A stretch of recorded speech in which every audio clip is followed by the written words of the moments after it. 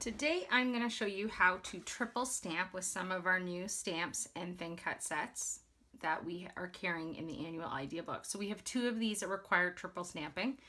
This one with the roses, which is a personal favorite already, and another one which features a bird. And they're both beautiful, but they require some tips and tricks in order to get the perfect image.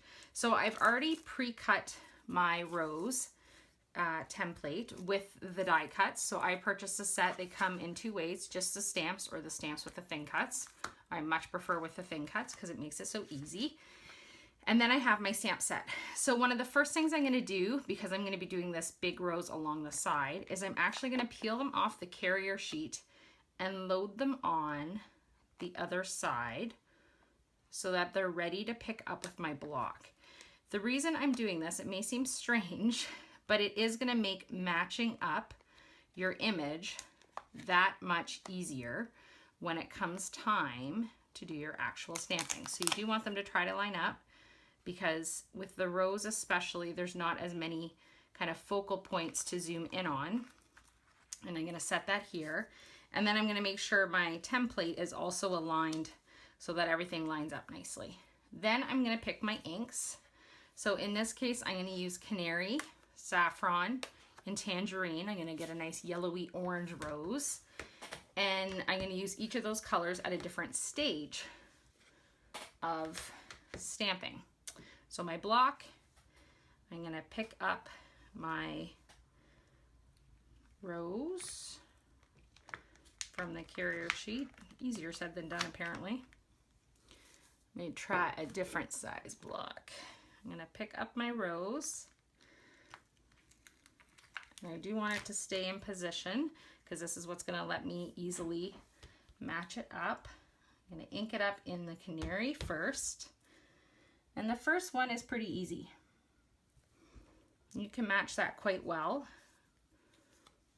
Ooh, and I got a great, beautiful image.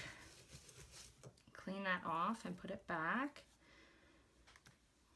Then I'm going to get my next one. And again, I want to try to keep it so that it stays exactly where I have it. And instead of the Canary, this time I'm going to use the Saffron, which is a good mid color between yellows and orange. And I've left it lined up. And there you can see with the saffron, I'm really loving how this looks. It's turning out great. And then my last little piece, which is going to be in the Tangerine,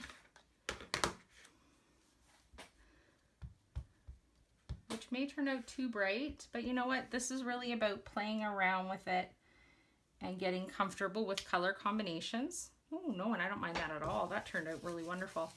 So that's the best way to do it. There is a little swoosh, you could say, in the center of the rose that is also what you can look for kind of as your vantage point to line these up. But there's no right or wrong way.